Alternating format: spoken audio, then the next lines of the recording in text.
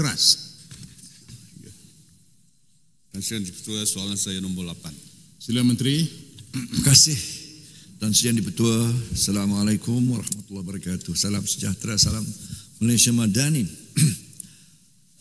Mutakhir, Tan Sri, sektor kesihatan khasnya di pihak swasta, bukan saja di negara kita ini, bahkan seluruh dunia mengalami kenaikan kos ataupun inflasi dalam perkhidmatan kesihatan dan perubatan.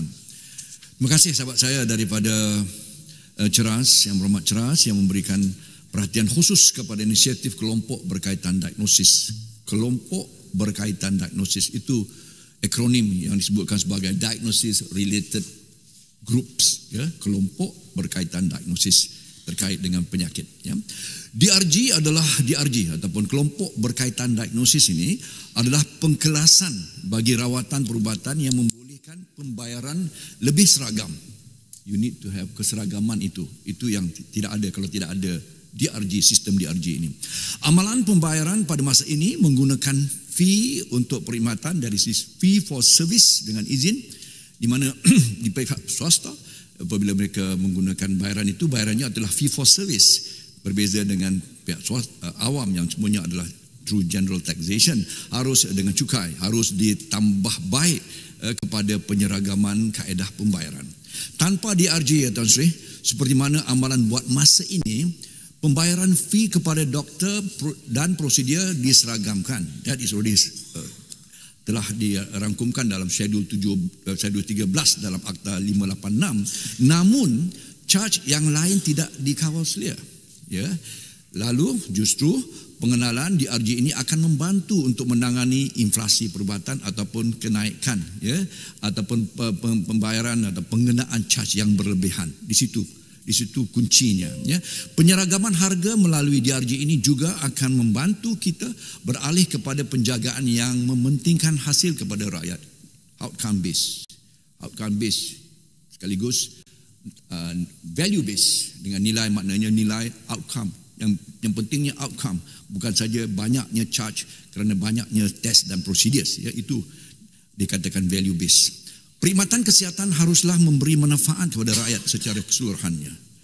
Aspek cabaran dalam pelaksanaan DRG ini, Tan Sri, cabaran dalam pelaksanaan DRG hendaklah diatasi dengan berkesan bagi menjamin keberhasilan inisiatif ini. Cabaran yang sedang diatasi ditangani oleh Kementerian Kesihatan termasuklah antara lainnya garis masa yang singkat, ya, kita mahukan DRG dilaksanakan dengan segera dan berkesan, namun rakyat memerlukan penyelesaian ini untuk kita tangani, mitigate kos rawatan yang tinggi, tapi cabarannya adalah cabaran masa yang singkat untuk kita laksanakan. Kedua adalah kepentingan data untuk DRG. Kita memerlukan data, ya, kerana apa? Penyeragaman rawatan pesakit adalah berdasarkan pada data rawatan yang sebenar, yang seperti mana data itu datang daripada semua pengamal-pengamal perubatan swasta, ya, operators, ya. Justru perkongsian, ya, data sebenar rawatan amat penting dalam menentukan kadar pembayaran yang kurang lebih adalah the median, kalau boleh saya sebutkan begitu, ya. Bukan saja average, tapi ada keseragaman dan ada piawaian, standardization di situ. Penyeragaman ini juga akan digabungkan kepada DRG kebangsaan yang disesuaikan dengan konteks tempatan. So akhirnya kita akan ada the Malaysian DRG, ya. Mungkin Amerika mulakan, mungkin OECD setelah laksanakan, tapi kita punya sendiri.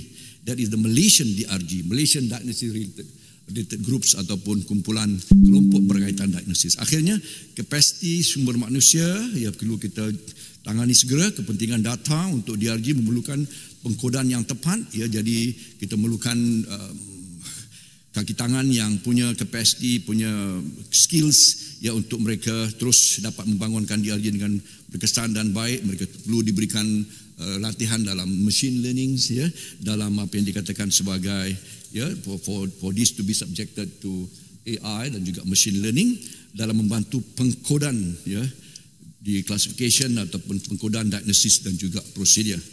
Tan Sri, sekali ringkasnya, pelaksanaan DRG merupakan satu langkah yang sangat penting yang dalam konteks reformasi pembiayaan kesihatan dari sudut health financing reform dengan izin, maka DRG adalah satu langkah inisiatif yang sangat kita perlukan, dan dalam rangka kita sebagai evidence based berdasarkan bukti-bukti dan kisah ataupun kejayaan negara luar di mana dalam aplikasian DRG dalam konteks negara kita ini, kita akan dapat menangani sikit sebanyak hal yang terkait dengan inflasi perubatan dan kesihatan, khasnya di pihak swasta. Tuan Sri, terima kasih.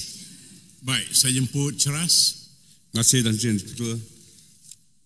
Saya ingin tanya Yang Berhormat Menteri, pihak kementerian telah pun mengumumkan pelaksanaan sistem DRG ini sebelum akhir tahun ini, namun ia ditangguhkan.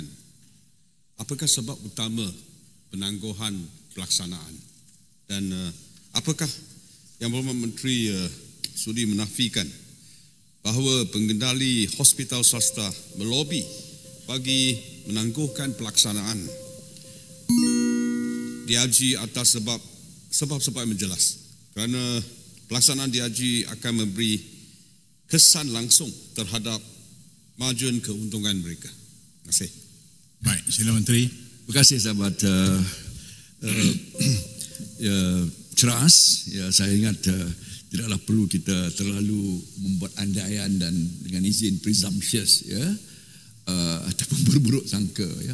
Pada yang pentingnya pelaksanaan DRG ini, kelompok inisiatif yang baru ini, yang mustahak untuk saya saya tekankan, ya, berkaitan pelaksanaan kelompok berkaitan diagnosis ini adalah melaksanakan satu inisiatif yang baik yang memerlukan persiapan yang rapi dan pelaksanaan yang kompeten dengan sistem yang akan dapat memberikan hasil dan tujuan mengapa inisiatif ini dilaksanakan, Tuan Sri.